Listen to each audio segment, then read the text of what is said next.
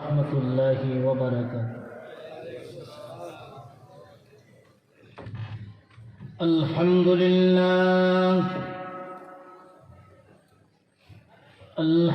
لله نحمده ونستعينه ونستغفره ونؤمن به ونتوكل عليه ونعوذ بالله من شرور أنفسنا ومن سيئات أعمالنا.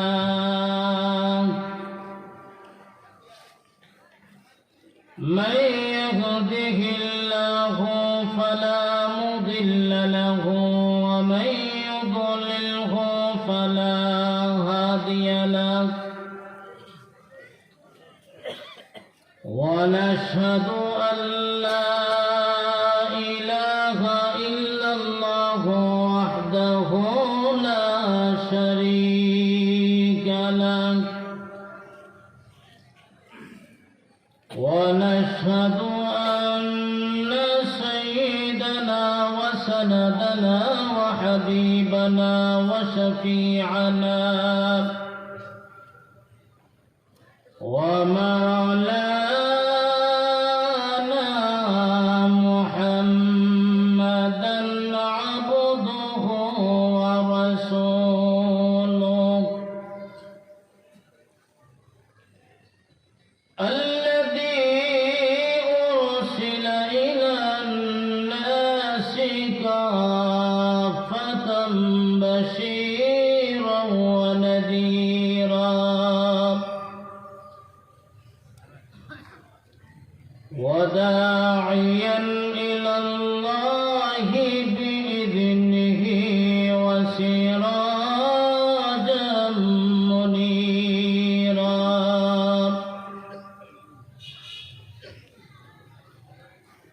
أما بعد فقد قال الله تبارك وتعالى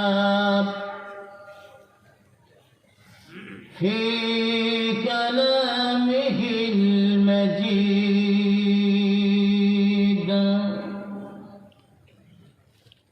وفي فرقانه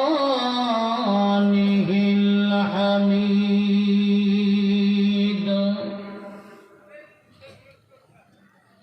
أعوذ بالله من الشيطان الرجيم.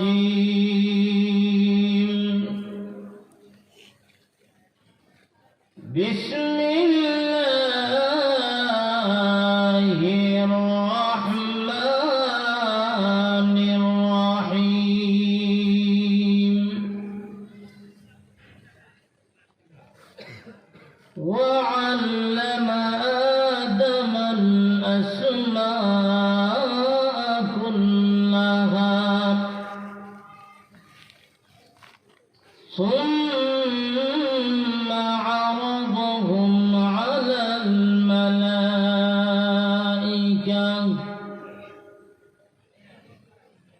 فقال أنبئوني بأسماء هؤلاء إن كنتم صادقين.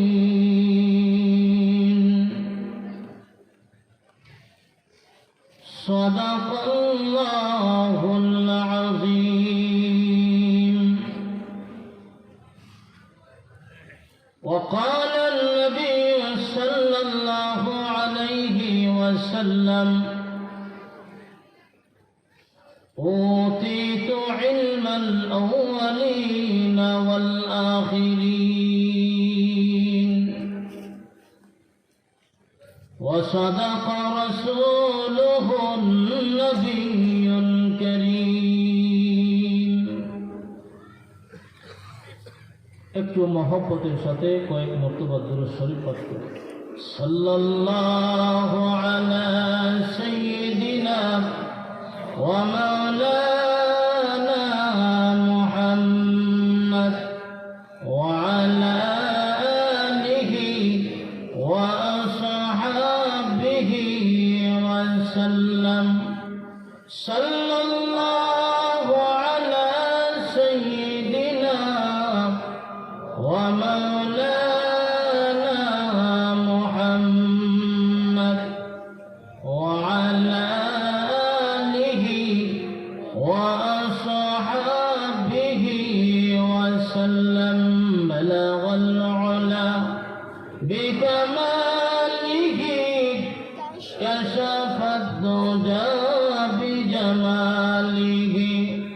حسنت جميع خصاله صلوا عليه أما بعد ঐতিহ্যবাহী গুলজারুল উলুম বিত্রিখেল রাধানগর মাদ্রাসা কর্তৃক আয়োজিত আজকের এই বার্ষিক এনামি জলসার শ্রদ্ধাভাজন সভাপতি সাহেব, উপস্থিত জাকির রাহবার সম্মানিত উলামায়ে কেরাম এবং সর্বস্তরের প্রাণপ্রিয় মুসলমান ভাইয়েরা, পর্দার আড়াল থেকে আলোচনা শুনছেন দিনদার ইমানদার মুসলমান মা ও বোনেরা। সর্বপ্রথমে মহান আল্লাহ পাকের আলিশান দরবারে কালিমাত শুকর আদায় করি, যিনি আমাদেরকে অত্যন্ত দয়া করে মায়া করে আজকের এই পবিত্র মজলিসে অংশগ্রহণ করার তৌফিক দিয়েছেন। সেই আল্লাহ পাকের দরবারে জবান খুলে কালিমাত শুকর আদায় করি, সকলে জোরে সোরে বলি আলহামদুলিল্লাহ। প্রিয় উপস্থিতি, আমরা যারাই আজকের এই দ্বীনি মজলিসে অংশগ্রহণ করতে পেরেছি, এতে আমরা খুশি না বেজার? আল্লাহ পাক রব্বুল আলামিন একটা জাতি থেকে আপনি আমাকে বাছাই করে দুনিয়ার বিভিন্ন কাজকর্ম থেকে ফারেক করে এমন একটা মজলিসে বসার সুযোগ করে দিয়েছেন, যেই মজলিসে বসার সাথে সাথে মহান আল্লাহ পিছনের সমস্ত সগীরা গুনাহ মাফ করে দেন।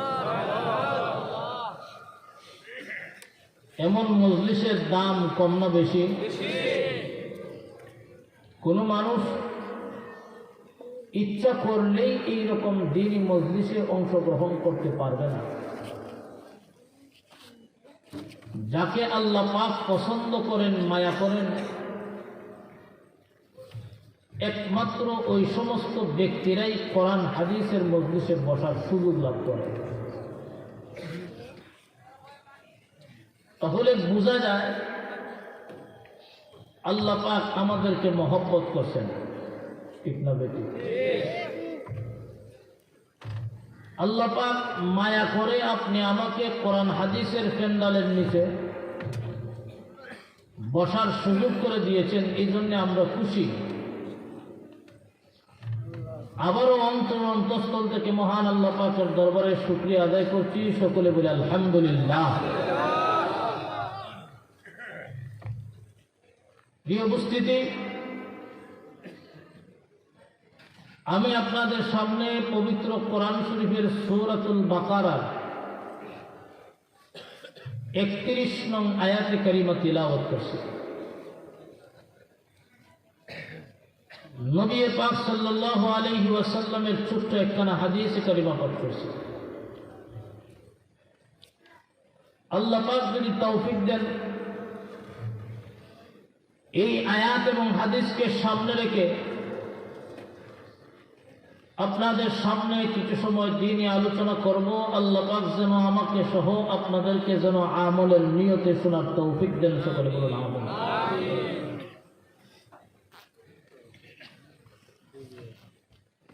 আলোচনার শুরুতেই একটা কথা আপনাদেরকে বলতে চাই। আজকের যিনি প্রধান অতিথি আলহাজ হযরত মাওলানা হাফিজ শরীফুজ্জামান রাজীবপুরী সাহেব আপনাদের মাঝে উপস্থিত হয়েছেন, খুশি না বেজার?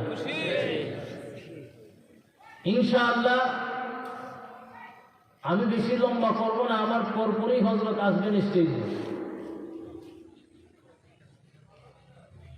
আমি গত বছর এই মাহফিলের দাওয়াতে ছিলাম, কিন্তু দুঃখিত আসতে পারি নাই। পবিত্র উমরা পালনের উদ্দেশ্যে গিয়েছিলাম।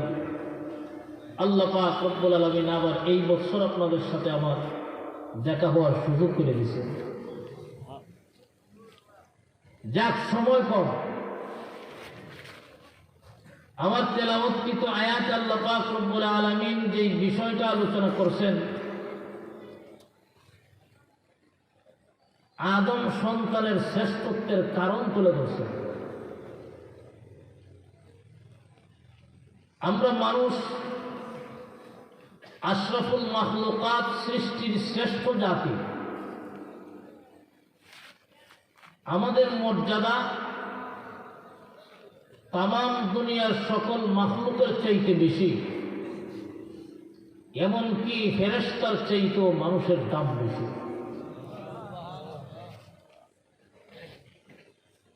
এই শ্রেষ্ঠত্ব আল্লাহ পাক আমাদেরকে দান করছেন কেন? এই দামি হওয়ার পিছনে কারণ কি? কারণটা বলবো পরে। আগে আসুন আমাদের দাম বেশি এই কথাটা প্রমাণিত হোক। আমরা আল্লাহর কোরআন বিশ্বাস করি, আমাদের মর্যাদা সেই কোরআনে আল্লাহ পাক সার্টিফিকেট দিয়েছেন আমাদের দাম যে বেশি। আমাদের মর্যাদা তামাম মাখলুকাতের মধ্য থেকে সবচেয়ে বেশি, তার সার্টিফিকেট আছে না নাই? কে দিছেন? আল্লাহ। ওয়ালাকাদ কাররামনা বানি আদম। আল্লাহ বলেন, নিশ্চয় নিশ্চয় আমি আদম সন্তানের সম্মান বেশি দিয়েছি। আমাদের দাম বেশি, মর্যাদা বেশি, তার সার্টিফিকেট আল্লাহ কোরআনে দিয়েছেন। লক্ষ্য করে দেখেন, দুনিয়ার কোন মানুষ যদি দামি হয়, ওই মানুষের সঙ্গে দেখবেন সিকিউরিটি গার্ডের ব্যবস্থা করা হয়। এমপি সাহেব, মন্ত্রী সাহেবরা যখন রাস্তায় চলাচল করেন, সামনে পিছনে দেখবেন পুলিশের গাড়ি। ঠিক না বেঠিক? যে যত বেশি দামি হয়, তার সাথে সিকিউরিটি গার্ডও তত বেশি। আমরা আশরাফুল মাখলুকাত, আমাদের মর্যাদা আল্লাহর কাছে এত বেশি, দুনিয়ার কোনো মানুষ নয়, কোনো পুলিশ নয়, আর্মি বিডিআর নয়, আমার দেহের হেফাজতের জন্য আল্লাহ পাক নূরের তৈরি ফেরেশতাকে সিকিউরিটি গার্ড বানায় দিয়েছে।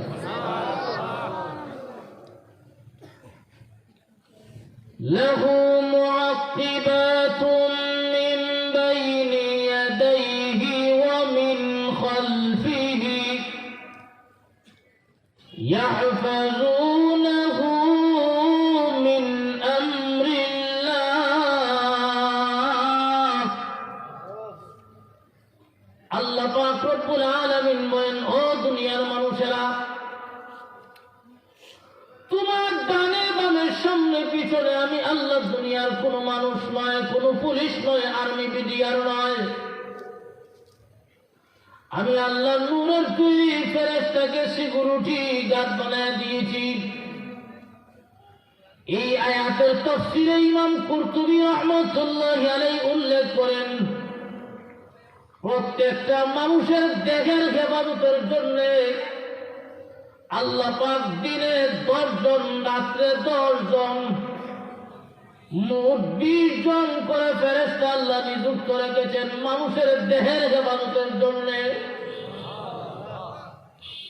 আল্লাহ পাক যদি ফেরেশতা দিয়ে আমাদেরকে সিকিউরিটি গার্ড না দিতেন, তাহলে আমরা যখন গুনার কাজে লিপ্ত হতাম, আল্লাহর গজব আমাদেরকে সাথে সাথে ধ্বংস করে দিত। কিন্তু আমরা যখন গুনার মতো অপরাধে লিপ্ত হই, আল্লাহর গজব আমাদের দিকে ধাবিত হয়। কিন্তু আল্লাহর দয়া আমাদের উপরে তো বেশি, আল্লাহর রহমত তখন আমাদের দিকে আগায়া যায়। আল্লাহর রহমতের ফেরেশতারা গজব থেকে আমাদেরকে বাঁচায়া রাখে। মানুষ যখন গুনার কাজ করে আল্লাহর গজব তার দিকে দাবিত হয়, তখন আমার দেহের হেফাজতের জন্য আল্লাহ ফেরেশতা নিযুক্ত রাখছেন। ফেরেশতার মাধ্যমে আল্লাহ পাক আমাদেরকে বিপদ আপদ থেকে বাঁচায় রাখে। জোরে সুবহানাল্লাহ বলবেন। তাহলে আমি মানুষের দাম বেশি, এর এক নম্বর প্রমাণ হলো আল্লাহ কোরআনে সার্টিফিকেট দিয়েছেন।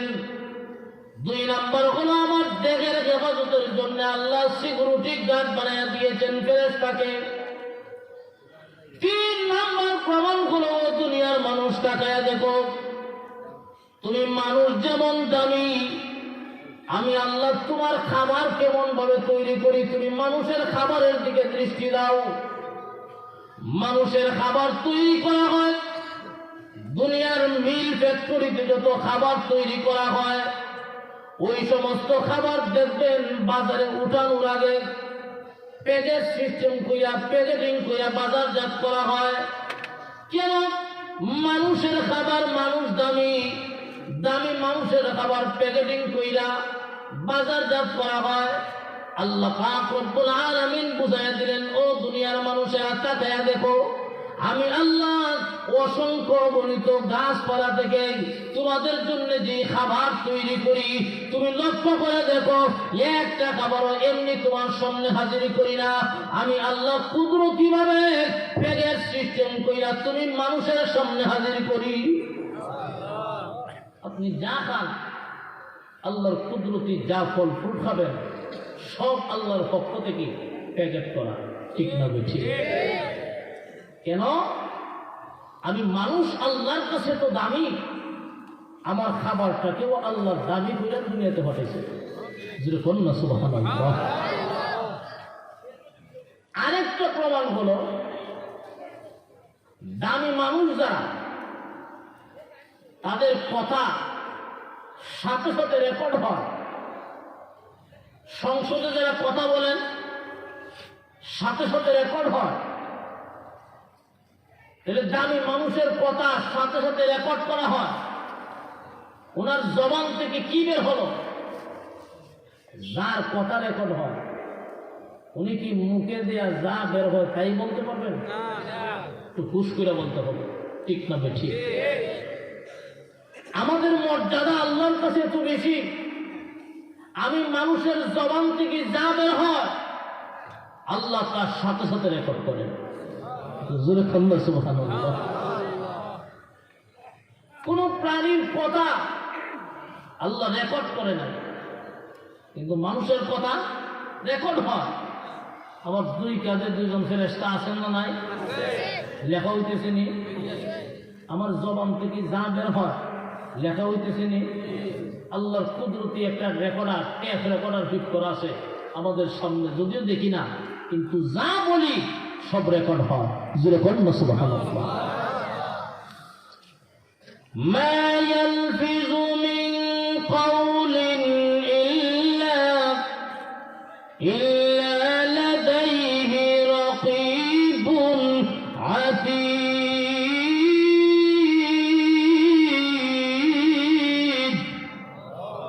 আল্লাহ পাক রব্বুল আলামিন বলেন, মানুষের জবান থেকে যা বের হয় আমি আল্লাহ তা হেফাজত করি, রেকর্ড করি। ও মানুষ, তোমার জবান থেকে যা বের হয় আমি আল্লাহ তা হেফাজত করি, রেকর্ড করি। কিয়ামতের কঠিন ময়দানে তোমার সামনে তোমার রেকর্ড ছেড়ে দেওয়া হবে। ওয়া ইদা সুহুফু নুশিরাত, যেই দিন তোমার রেকর্ড ছেড়ে দেওয়া হবে আর আল্লাহর পক্ষ থেকে বলা হবে, ইকরা কিতাবাক, ও আমার বান্দা বান্দি, তোমার আমলনামা যা রেকর্ড করা হলো, যা লেখা হলো, তাকায় দেখো কম বেশি হলো কিনা, না ঠিক ঠিক ভাবে লেখা হয়েছে। ওই কিয়ামতের কঠিন ময়দানে আমরা যখন আমাদের আমলনামা দেখব, ওই কিয়ামতের কঠিন ময়দানে মানুষ ডাক দিয়া বলবে, মালি হাযাল কিতাব লা ইউগাদিরু সগীরাতাও ওয়ালা কাবীরাতান ইল্লা আহসাহা ওই কিয়ামতের মাঠে আমলনামা দেখে মানুষ বলবে, আরে এমন অদ্ভুত একটি আমলনামা, আমার জীবনে যা করেছি, ছোট হোক আর বড় হোক, ছোট গুনাহ হোক আর বড় গুনাহ হোক, ছোট নেক কাজ হোক আর বড় নেক কাজ হোক, সবগুলো ওই দিন হাসরের মাঠে প্রকাশিত হয়ে যাবে। কোনো কিছু লুকানো থাকবে? আপনার জবান থেকে কোন কথাটা বের হলো? আপনার কথা আলেম উলামার বিরুদ্ধে হলো, না মাদ্রাসার বিরুদ্ধে হলো, না আল্লাহর কোরআনের বিরুদ্ধে হলো, না ইসলামের বিরুদ্ধে হলো? কিয়ামতের মাঠে প্রকাশিত হয়ে যাবে। এই জন্যে কথা বলতে হিসাব করে বলতে হবে, ঠিক না বেটি? এই ওয়াজটা যখন একজন মহিলা শুনছে যে মানুষের জবান থেকে যা বের হয় রেকর্ড হয়, হাসরের মাঠে রেকর্ড ছেড়ে দেওয়া হবে, ওই দিন থেকে মহিলা তার জবান থেকে যা বের করে আল্লাহর কোরআনের আয়াত ছাড়া একটা কথাও বলে না। জোরে কোন সুবহানাল্লাহ। আমিরুল মুমিনিন ফিল হাদিস আব্দুল্লাহ ইবনে মুবারক রাহমাতুল্লাহি আলাইহি, ইমাম বুখারীর উস্তাদ, হজে গেছেন, হজের কাজ শেষ, বাড়িতে ফিরে আসবেন, উনি লক্ষ্য করে দেখেন রাস্তার এক পার্শ্বে এক মহিলা চাদর মুড়ি দিয়া রাস্তার এক পাশে বসা। আব্দুল্লাহ ইবনে মুবারক রাহমাতুল্লাহি আলাইহি মনে মনে ভাবতেছেন যে মহিলা মনে হয় কোনো বিপদে পড়ছে। কাছে গিয়ে একটা সালাম দিছেন, আসসালামু আলাইকুম ওয়া রাহমাতুল্লাহ। মহিলা সালামের জবাব ওয়া আলাইকুম সালাম না বলে আল্লাহর কোরআনের একটা আয়াত তেলাওয়াতের মাধ্যমে সালামের জবাবটা বুঝাই দিয়েছে, সালামুন কাওলাম মির রাব্বির রহিম। আব্দুল্লাহ ইবনে মুবারক বহুত বড় মুহাদ্দিস, উনি বুঝতে পারছেন মহিলা ডাইরেক্ট না হলেও ঘুরাইয়া সালামের জবাব হয়ে দিয়েছে। জিজ্ঞাসা করতেছেন, আপনি এখানে বসে আছেন কেন? মহিলা আল্লাহর কোরআনের আরেকটা আয়াত তেলাওয়াতের মাধ্যমে বোঝায় দিল এখানে কেন বসে আছে। সুবহানাল্লাহ। وَمَن يُضْلِلِ اللَّهُ فَلَا هَادِيَ لَهُ। মহিলা বোঝায় দিল, ও আব্দুল্লাহ ইবনে মুবারক, আল্লাহ বলেছেন মানুষের জবান আল্লাহ বলেছেন আল্লাহ যাকে পথ খারাপ করেন সে কোনদিন পথ পায় না, রাস্তা পায় না। ওই মহিলা বুঝাই দিল, ও আব্দুল্লাহ ইবনে মুবারক, আমি রাস্তা হারিয়ে ফেলেছি, আমি রাস্তা হইতেছি না। আব্দুল্লাহ ইবনে মুবারক রাহমাতুল্লাহ আলাইহি ওই মহিলাকে ডাক দিয়ে বলেন, মহিলা গো, আপনি কোথায় যাবেন? মহিলা কোথায় যাবে? আল্লাহর কোরআনের আরেকটা আয়াত তেলাওয়াতের মাধ্যমে বুঝায়া দিল কোথায় যাবে। মহিলা আল্লাহর কোরআনের আরেকটা আয়াত তেলাওয়াত করলো, সুবহানাল্লাযী আসরা বিআবদিহি লাইলাম মিনাল মাসজিদিল হারামি ইলাল মাসজিদিল আকসা। মহিলা আল্লাহর কোরআনের আয়াত তেলাওয়াতের মাধ্যমে বুঝায় দিল, ও আব্দুল্লাহ ইবনে মুবারক, আমার বাড়ি এই দেশে নয়, হজ করতে এসেছিলাম মক্কা নগরীতে, আমার বাড়ি বাইতুল মুকাদ্দাসে, আমি সেখানে যেতে চাই। আব্দুল্লাহ ইবনে মুবারক রাহমাতুল্লাহ আলাইহি বুঝতে পারছেন মহিলা কোথায় যাবে, কোথায় যাবে। আব্দুল্লাহ ইবনে মুবারক রাহমাতুল্লাহ আলাইহি এবার প্রশ্ন করছেন, মহিলা আপনি রাস্তা হারাইয়া এখানে কতক্ষণ যাবত বসে আছেন? কত সময় পর্যন্ত বসে আছেন? মহিলা আল্লাহর কোরআনের আরেকটা আয়াত তেলাওয়াতের মাধ্যমে বুঝায় দিল কতক্ষণ যাবত বসে আছে। সালাসা লায়ালিন সাওয়িয়া। ও আব্দুল্লাহ ইবনে মুবারক, একদিন দুই দিন নয়, একাধারে 3 দিন ধরে আমি বসে আছি। কতদিন? আমি যে পয়েন্ট আপনাদেরকে বোঝাতে চাই, আব্দুল্লাহ ইবনে মুবারক রাহমাতুল্লাহ আলাইহি যখন মহিলাকে প্রশ্ন করছেন, মহিলা আপনি কি আমার উটে আরোহণ করবেন? আমি আপনার বাইতুল মুকাদ্দাসে পৌঁছায় দেব। সুবহানাল্লাহ। আমার উটে আরোহণ করবেন নি? মহিলা উটে আরোহণ করবে কি করবে না, আল্লাহর কোরআনের আরেকটা আয়াত তেলাওয়াতের মাধ্যমে জবাব দিয়েছে। তো আওয়াজ দিয়া সুবহানাল্লাহ করবেন। والخيل والبغال والحمير لتركبوها।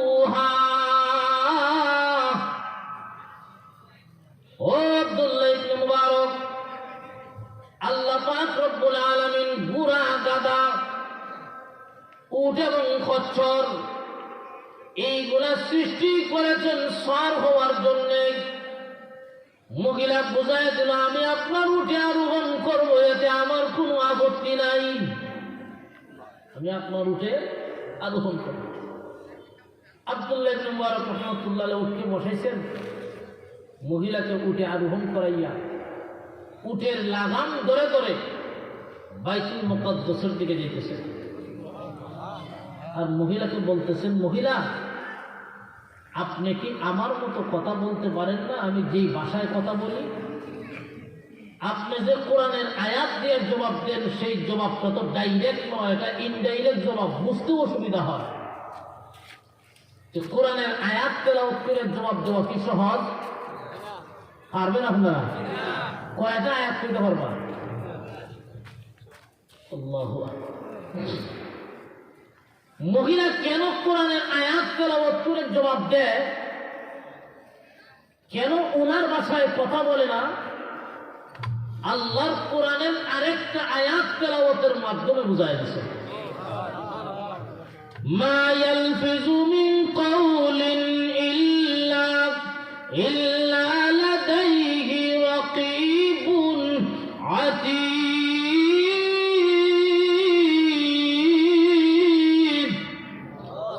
ও আব্দুল্লাহ ইবনে মুবারক, আল্লাহ বলেছেন মানুষের জবান থেকে যা বের হয় আল্লাহ তাকে হেফাজত করেন, রেকর্ড করেন।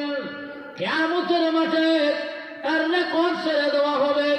আল্লাহ যদি রেকর্ড করেন, হেফাজত করেন, তাহলে আমি কেন কোরআন ছাড়া অন্য ভাষায় কথা বলবো?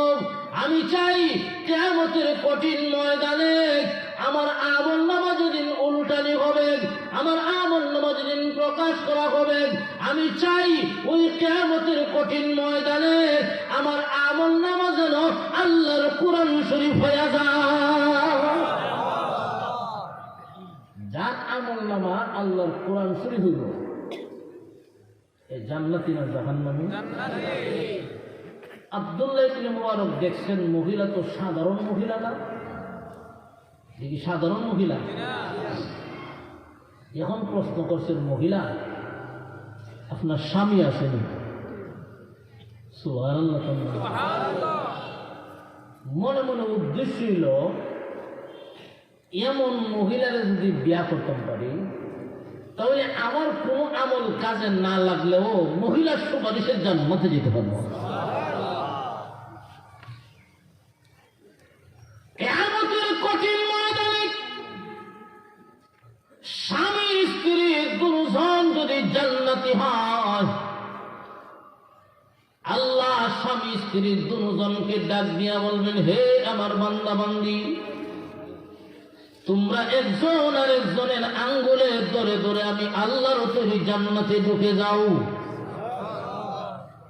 আর যদি দেখা যায় স্ত্রী জান্নাতি আর স্বামী জাহান্নামী, স্ত্রী জান্নাতি হোক আর স্বামী জাহান্নামী, বউ আমল ভালো, জামাইর আমল ভালো না, কিয়ামতের কঠিন ময়দানে আল্লাহ স্ত্রীকে জান্নাতের পারমিশন দিবেন আর স্বামীকে জাহান্নামে দিবেন। আল্লাহ বলবেন, হে বান্দি, যাও তুমি জান্নাতে যাও। এমনি স্ত্রী ডাক দিয়া বলবে, আল্লাহ, আমার স্বামী কোথায়? আমি একা একা জান্নাতে যাব কিভাবে? আল্লাহ তখন বলবেন, বান্দি হে, যাও তুমি জান্নাতে। তোমার স্বামীর ব্যাপারে পরে দেখা যাবে। তোমার স্বামী নামাজ পড়ে নাই, রোজা রাখে নাই, কবিরা গুনাহে লিপ্ত ছিল, বিনা তওবায় ইন্তেকাল করেছে। এই জন্য তোমার স্বামীর ব্যাপারে পরে দেখা যাবে। ওই মহিলা কিয়ামতের কঠিন ময়দানে ডাক দিয়া বলবে, প্রভু, আমার স্বামী ছাড়া আমি কিভাবে জান্নাতে যাব? জান্নাতে যাওয়ার সিস্টেম তো এটা নয়। আল্লাহ, জান্নাতে যাওয়ার সিস্টেম হলো স্বামী স্ত্রী একজন আরেকজনের আঙ্গুলে ধরে ধরে যাবে। ও প্রভু, ওই যে দেখা যায় কিয়ামতের কঠিন ময়দানে বিশ্ব নবী জান্নাতে যাচ্ছেন, হযরতে খাদিজা, হযরতে আয়েশা নবীজির আঙ্গুলে ধরা, হযরতে আলী জান্নাতে যাচ্ছেন, ফাতেমা আঙ্গুলে ধরা।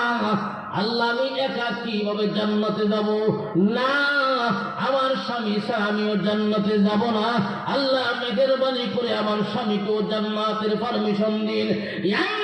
আল্লাহ পাক রব্বুল আলামিন ডাক দিয়ে বলবেন, বান্দি হে, যা, তোমার সুপারিশে আমি আল্লাহ তোমার স্বামীর জিন্দেগীর অপরাধ মাফ করে তোমার স্বামীকেও জান্নাতের পারমিশন দিলাম। বউ যদি জান্নাতি হয়, বউ সুপারিশে স্বামী জান্নাতে যাওয়ার সুযোগ আছে না নাই? ঠিক তেমনি ভাবে স্বামী যদি জান্নাতি হয় আর বউ যদি জাহান্নামী হয়, স্বামীর সুপারিশেও বউ জান্নাতে যাওয়ার সুযোগ। বাপ যদি রাষ্ট্রপ্রধান হয়, তাহলে বাপের সূত্র দুইরা মেয়ে রাষ্ট্রপ্রধান হওয়ার সুযোগ আমরা দেশে আসেনি? জামাই যদি রাষ্ট্রপ্রধান হয়, জামাই সূত্র দুইরা বউ রাষ্ট্রপ্রধান হওয়ার সুযোগ। ঠিক তেমনি ভাবে হাসরের মাঠেও বউ যদি জান্নাতি হয়, স্ত্রী যদি জান্নাতি হয়, স্ত্রীর সুপারিশে স্বামীকেও আল্লাহ জান্নাত দান করবে। তাই আব্দুল্লাহ ইবনে মুবারক রাহমাতুল্লাহি আলাইহি বলতেছেন, মহিলা, স্মরণ আছেনি আপনারা? আপনার স্বামী আসেনি? মহিলার স্বামী আছে না নাই? আল্লাহর কোরআনের আরেকটা আয়াত তেলাওয়াতের মাধ্যমে জবাব দিয়েছে। ইয়া আইয়ুহাল্লাযীনা আমানু লা তাসআলু আন আশিয়া।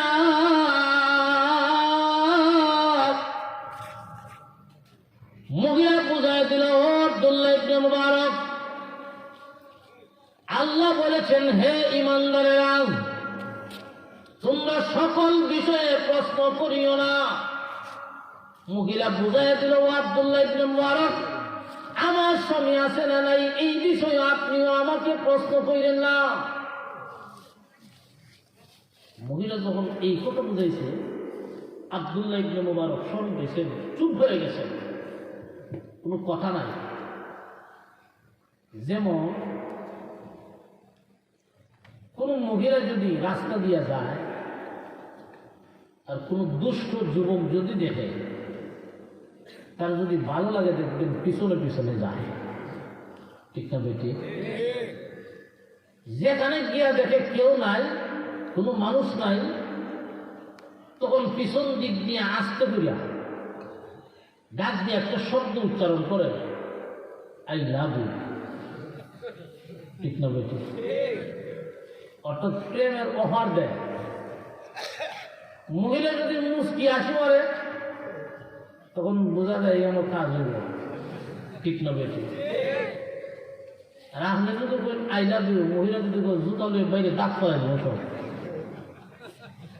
প্রেম সামনে যে বলে এখানে শেষ, কোনো কথা নাই। আব্দুল্লাহ ইবনে মুবারক প্রশ্ন করছেন, আপনার স্বামী আসেনি? মহিলা স্বামী আসে না? আপনি জিজ্ঞাসা করেন, কোনো কথা নাই। হাঁটতেছেন, যেতেছেন, যেতেছেন, যেতে যেতে যেতে যেতে বাইতুল মুকাদ্দাসের কাছে সামনে একটা কাফেলা হয়েছে। আব্দুল্লাহ ইবনে মুবারক জিজ্ঞাসা করতেছেন, মহিলা, এই যে একটা কাফেলা দেখা যায়, এই কাফেলা আপনার কেউ আছে কি? মহিলা আল্লাহর কোরআনের একটা আয়াত তেলাওয়াতের মাধ্যমে বুঝাইয়া দিল এই কাফেলায় আমার 3টা ছেলে আছে। আব্দুল্লাহ ইবনে মুবারক জিজ্ঞাসা করলেন, আপনার ছেলেদের নাম কি? নাম জানা দরকার আছে না নাই? মহিলা আল্লাহর কোরআনের 3টা আয়াত তেলাওয়াত করে 3টা ছেলের নাম বলে দিয়েছে। আপনি আমিও পারবো কোরআনের আয়াত তেলাওয়াত করে ছেলের নাম কইতাম? কেন পারতাম না? আমরা তো রাখিবি না। কয়জনে কোরআনের আয়াত দিকে নাম রাখেন? বর্তমান যুগে মুসলমান সমাজে যত গজব নাজিল হইতেছে, এর মধ্যে সবচেয়ে বড় গজব নামের উপর। ঠিক না বেঠি? নাম শুনলে বোঝা যায় না এটা মুসলমান না হিন্দু। মুসলমান, তোমার ছেলে মেয়ের নাম এমন একটা ইসলামিক সুন্দর নাম রাখবা, নামটা শুনলেই যেন বোঝা যায় এটা মুসলমানের সন্তান। মহিলা আল্লাহর কোরআনের 3টা আয়াত তেলাওয়াত করে 3টা ছেলের নাম বলে দিয়েছে। واتخذ الله إبراهيم خليلا وكلم الله موسى تكليما يا يحيى خذ الكتاب بقوة। মহিলা আল্লাহর কোরআনের 3টা আয়াত তেলাওয়াত করে বোঝায়া দিল, ও আব্দুল্লাহ ইবনে মুবারক, আল্লাহ পাক রব্বুল আলামিন আমাকে 3টা সন্তান দিয়েছেন, 3টা ছেলে দিয়েছেন। বড় ছেলের নাম হলো ইব্রাহিম, মেজো ছেলের নাম হলো মূসা, ছোট ছেলের নাম হলো ইয়াহইয়া। আব্দুল্লাহ ইবনে মুবারক রাহমাতুল্লাহি আলাইহি ওই কাফেলার কাছে গিয়া ইব্রাহিম, মূসা, ইয়াহইয়া করে যেই মাত্র ডাক দিয়েছেন, এমনি দেখা যায় ওই কাফেলার মাঝখান থেকে চাঁদের মতো সুন্দর চেহারা এমন 3টা যুবক দৌড়ে এসে আব্দুল্লাহ ইবনে মুবারক রাহমাতুল্লাহি আলাইহিকে জড়ায় ধরে বলেন, হুজুর, আজ 3 দিন হয়ে যায় আমরা আমাদের আম্মাকে হারিয়ে ফেলেছি, আপনি কোথায় পেয়েছেন? কোথায় পেয়েছেন? এমনি আব্দুল্লাহ ইবনে মুবারক রাহমাতুল্লাহি আলাইহি বলেন, ছেলেরা, কোথায় পেয়েছি বলবো পরে, আগে জবাব দে, তোমাদের মা আল্লাহর কোরআনের আয়াত ছাড়া যে একটা কথাও বলে না, তার কারণ কি? এমনি ছেলেরা ডাক দিয়া কয়, হুজুর, আপনি মনে মনে ভাবতে পারেন আপনার সঙ্গে কথা বলার কারণে হয়তো আমাদের মা আল্লাহর কোরআনের আয়াত তেলাওয়াত করে জবাব দেয় না। এমন না, আমাদের মা এমন না। আজ থেকে 40 বছর অতিবাহিত হয়ে যায়, 40 বছর পার হয়ে যায়, 40 বছরের ভিতরে আমাদের মা আল্লাহর কোরআনের আয়াত ছাড়া একটা কথাও বলে না। কতদিন হয়েছে? 40 বছর পার হয়ে যায়, মহিলা আল্লাহর কোরআনের আয়াত ছাড়া একটা কথাও বলে না। কেন? যেই দিন থেকে মহিলা ওয়াজ শুনছিল, যে মানুষের জবান থেকে যা বের হয় আল্লাহ রেকর্ড করেন, হেফাজত করেন, আর কিয়ামতের মাঠে তার রেকর্ড ছেড়ে দেওয়া হবে, ওই দিন থেকে মহিলা আল্লাহর কোরআনের আয়াত তেলাওয়াত করে জবাব দেওয়ার উদ্দেশ্য হলো একাই, হাসরের মাঠে যেদিন আমার আমলনামা উল্টানি হবে, আল্লাহর কোরআন শরীফ যেন আমার আমলনামা হয়ে যায়। যে কথাটা বলতেছিলাম, তাহলে আমি মানুষ, আমার মর্যাদা সকল মাখলুকের চাইতে কম না বেশি? তার প্রমাণ আল্লাহ কোরআনে দিয়েছেন, সার্টিফিকেট দিয়েছেন। তার প্রমাণ আমি মানুষের খাবার আল্লাহ সম্মানিত করে বানাইছেন। তার প্রমাণ আল্লাহ আমার দেহের হেফাজতের জন্য নূরের তৈরি ফেরেশতাকে সিকিউরিটি গার্ড বানিয়ে দিয়েছেন। তার প্রমাণ আমি মানুষের জবান থেকে যা বের হয় আল্লাহ তা হেফাজত করেন, রেকর্ড করেন। আমি মানুষের মর্যাদা এত বেশি, নূরের তৈরি ফেরেশতার চেয়ে মানুষের দাম বেশি। তার কারণ কি? অথচ আমি মানুষ, সব দিক দিয়ে দুর্বল।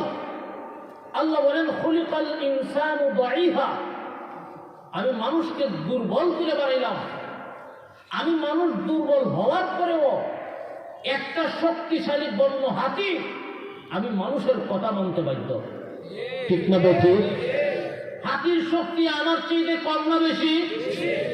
শক্তিশালী হাতি আমি দুর্বল মানুষের কথা মানে কেন? আল্লাহর হুকুম, ওরে হাতি আমি আল্লাহ তোকে বানাইলাম মানুষের গোলামের জন্য। আর আমি মানুষকে বানাইছেন কার গোলামের জন্য? আল্লাহর গোলামের জন্য। হাতি আল্লাহর হুকুম পালন করে মানুষের গোলামি করে, কিন্তু আমি মানুষ হইয়া আল্লাহ যেই কাজের জন্য আপনি আমাকে বানাইছেন এই কাজ করি। আর আল্লাহ পাক রব্বুল আলামিন আমি মানুষের মর্যাদা বেশি দিয়েছেন, তার কারণ হলো আল্লাহ বলেন আদমের সন্তানদেরকে আমি আল্লাহ ইলম দিয়েছি। যেরকম না সুবহানাল্লাহ, ইলমে ওয়াহির জ্ঞান দিয়েছি। আল ইলমু নূরুম মিন ইলাহি, ইলম আল্লাহ প্রদত্ত একটা নূর, একটা লাইট। এই ইলম যার কাছে থাকবে দুনিয়ার অন্ধকারে কোনোদিন আল্লাহ ভুলবে না। এই ইলম যার ভিতরে থাকবে সে দুনিয়ার অন্ধকারে আল্লাহ চিনবে। ঠিক না বেটি? আল্লাহ দেখছি কোনোদিন? আল্লাহ দেখছি?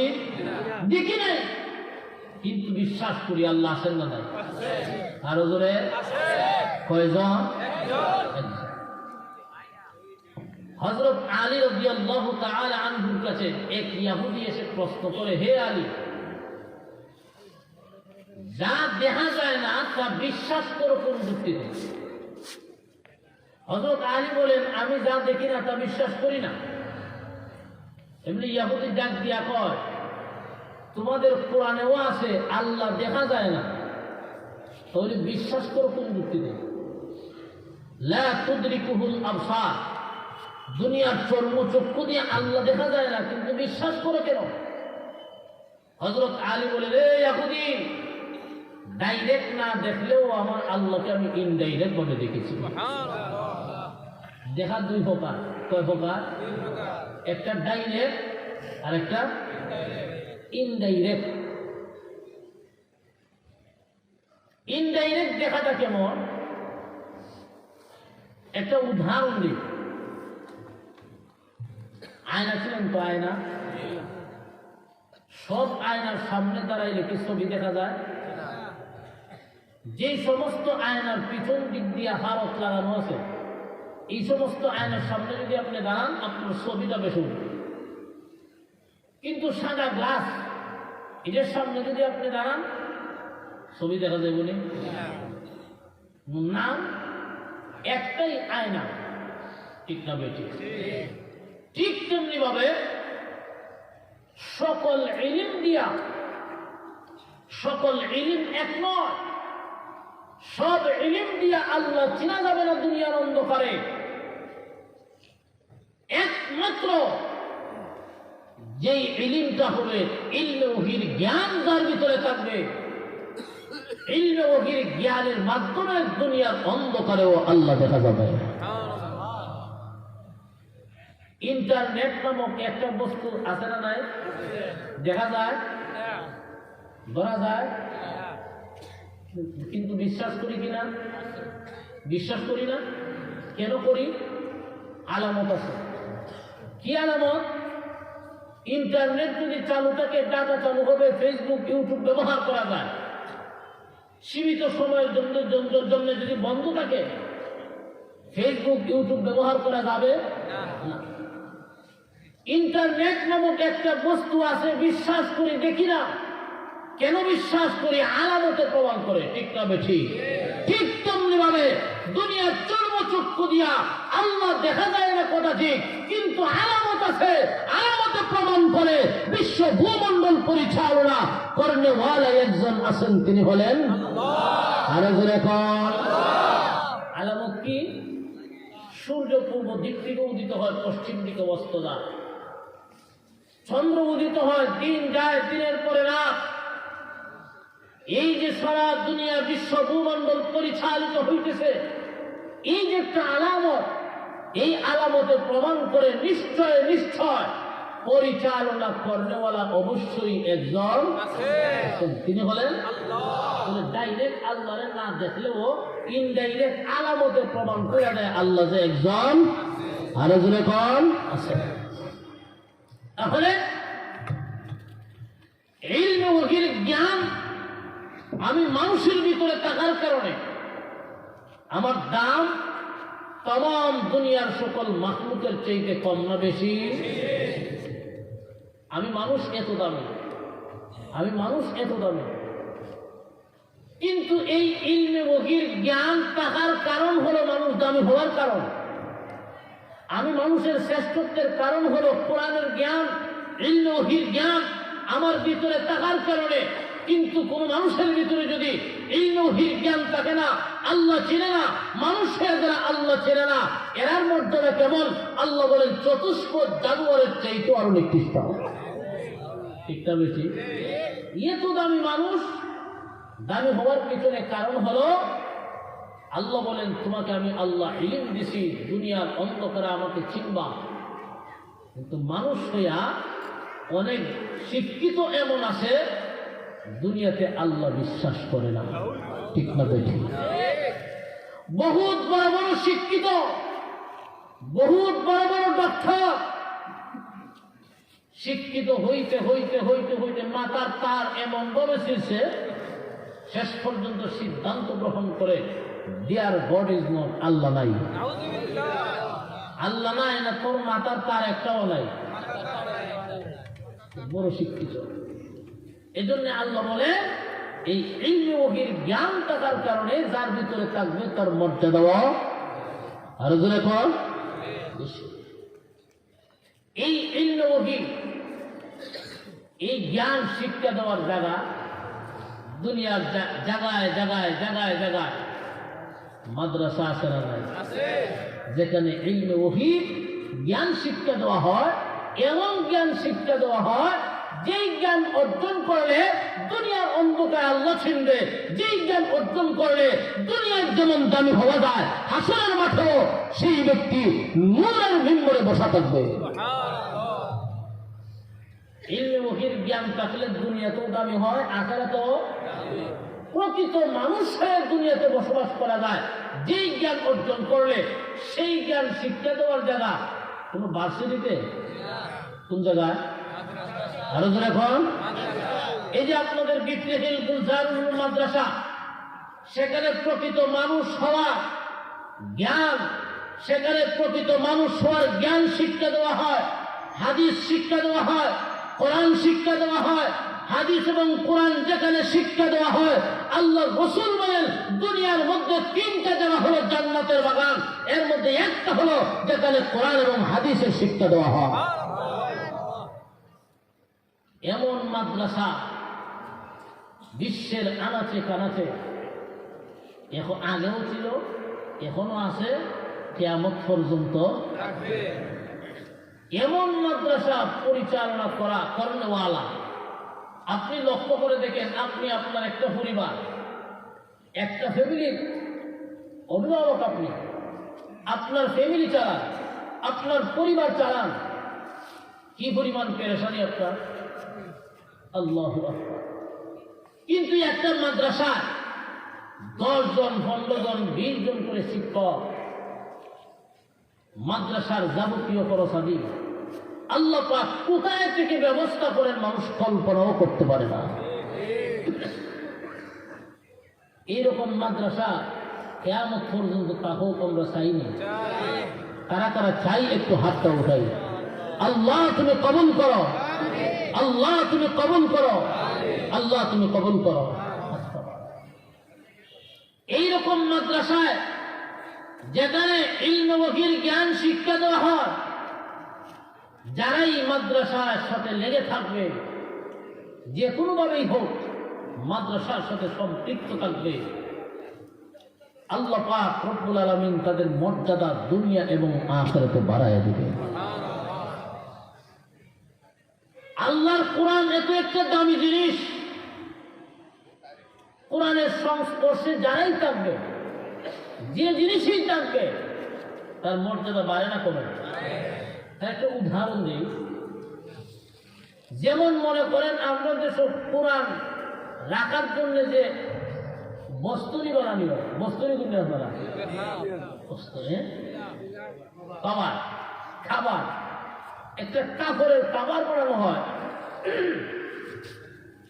এই কাপড়টা যদি রাস্তায় পড়ে থাকে, কোনো মানুষের পা যদি ভুলে লেগে যায়, জানলে না ভুলে যদি লাগায়, তখন দেখবেন সাথে সাথে কাপড়টা হাতে নিয়ে চুমকায়, পরিষ্কার করে একটা ভালো জায়গাতে রাখে, আর মনে মনে এই কথাটা বলে, এই কাপড়ের টুকরা, তোমার দামটা কম না, আল্লাহর কোরআনের সাথে তোমার সম্পর্ক হয়ে গেছে।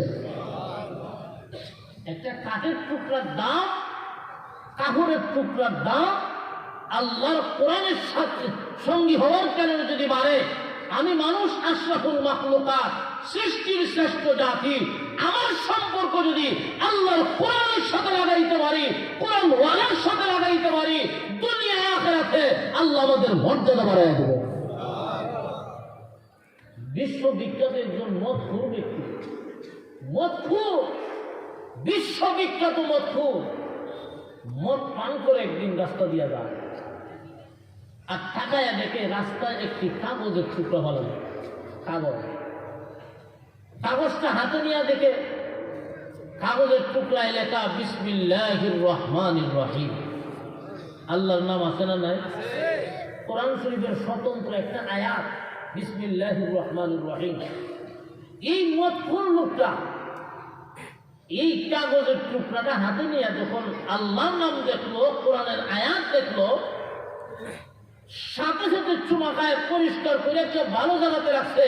আরে আমার আল্লাহর নামটা তো মাটিতে পড়ে থাকতে পারে না, পরিষ্কার পরিচ্ছন্ন জায়গায় রাখলো, আল্লাহর আরো সে কম্পন শুরু হয়েছে। রাখছে কে? মদখোর ব্যক্তি। আল্লাহর নামটা যদি কেউ সম্মান দেয়, আল্লাহ তাকে সম্মান না দিয়া পারে না।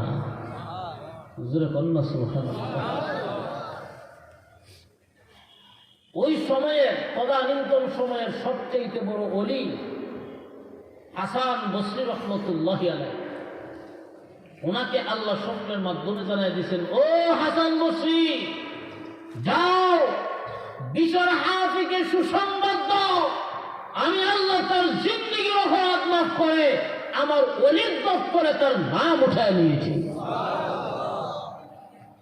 বিশ্ববিখ্যাত মদখোর ব্যক্তিকে আল্লাহ তার ওলি বানায় দিয়েছেন, তার কারণ কি?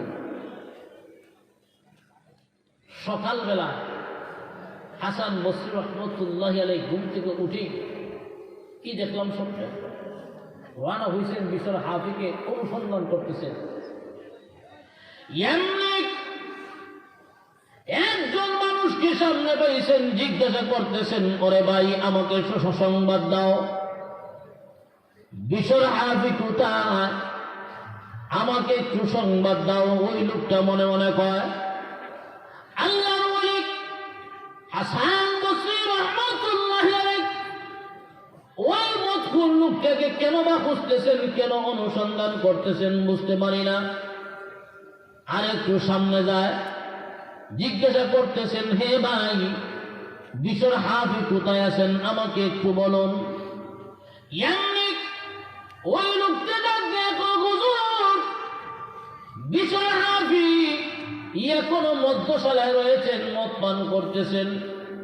আল্লাহর ওলি হাসান বসরি রহমতুল্লাহি আলাইহি মধ্যশালার সামনে গিয়া ডাক দিয়া বলেন, ও বিশর হাফি, তুমি কি এখনো মদ পান ছাড়ো নাই? তুমি কি এখনো মদ পান ছাড়ো নাই? তুমি জানো না গত রজনীতে মহান আল্লাহ তোমার জিন্দেগির অপরাধ মাফ করে আল্লাহ তার ওলির দপ্তরে তোমার নাম উঠাইয়া নিয়েছে। তোমার এই আমলটা আল্লাহর কাছে তো পছন্দনীয়, তো প্রিয়। গত রজনীতে আল্লাহর নামের ইজ্জত দেওয়ার কারণে আল্লাহ তোমাকে এমন ভাবে সম্মান দিয়েছে, এমন ভাবে ইজ্জত দিয়েছে, আল্লাহ তোমার জিন্দেগির অপরাধ মাফ করে তার ওলির দপ্তরে তোমার নাম উঠাইয়া নিয়েছে।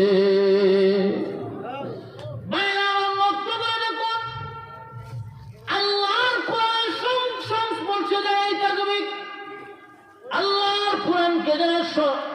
সম্মান করবে, আল্লাহর কোরআনওয়ালাকে যারা সম্মান করবে, কোরআনকে মহব্বত করবে, কোরআনের সাথে লেগে থাকবে, ওদের মর্যাদা আল্লাহ যেমন ভাবে দুনিয়াতে বাড়াইয়া দেন, হাসরের মাঠেও আল্লাহ তাদেরকে কোরআনের সুপারিশে জান্নাতের মেহমান বানাবে। এই কোরআনের জ্ঞান অর্জন করলে মানুষ দুনিয়াতে যেমন দামি হয়, হাসরের মাঠেও জোরে কর। এই কোরআনের সংস্পর্শে আমরা থাকতে রাজি আছি? কারা কারা রাজি? একটু হাতটা উঠান। আল্লাহ তুমি কবুল করো, আল্লাহ তুমি আমাদের সবাইকে কোরআনওয়ালা বানাও, কোরআনের সাথে জীবন যাপন করার তৌফিক দান করো। আচ্ছা, আমার এইরকম মাদ্রাসায় কোরআন এবং হাদিসের শিক্ষা দেওয়া হয়, এই সমস্ত মাদ্রাসার পক্ষে থাকতে আমরা বিপক্ষে। আরো জোরে। যে বাবা হয় নিজের জান দিয়া, মাল দিয়া, ছাত্র দিয়া মাদ্রাসায় সহযোগিতা করব, মাদ্রাসা টিকায় রাখবো, কোনদিন আলেম ওলামার বিরুদ্ধে যাব না, কোনদিন মাদ্রাসার বিরুদ্ধে কথা বলবো না, কোনদিন কোরআনের বিরুদ্ধে কথা বলবো না। এমন যদি হয়, কোরআনকে মহব্বত করি, মাদ্রাসাকে মহব্বত করি, কোরআনওয়ালাকে মহব্বত করি, হাসরের মাঠে আল্লাহ পাক কোরআনের কারণে আমাদের নাজাতের ব্যবস্থা করবেন। আল্লাহ পাক রব্বুল আলামিন আমাদের সবাইকে এই দুনিয়াতে যতদিন রাখেন কোরআনওয়ালাদের সাথে সম্পর্ক রেখে যেন দুনিয়া থেকে বিদায় হতে পারি, আল্লাহ আমাদের সবাইকে তৌফিক দান করুন। সকলে বলুন আমিন। ওয়া আখিরু দাওয়ানা আনিল হামদুলিল্লাহি রাব্বিল আলামিন।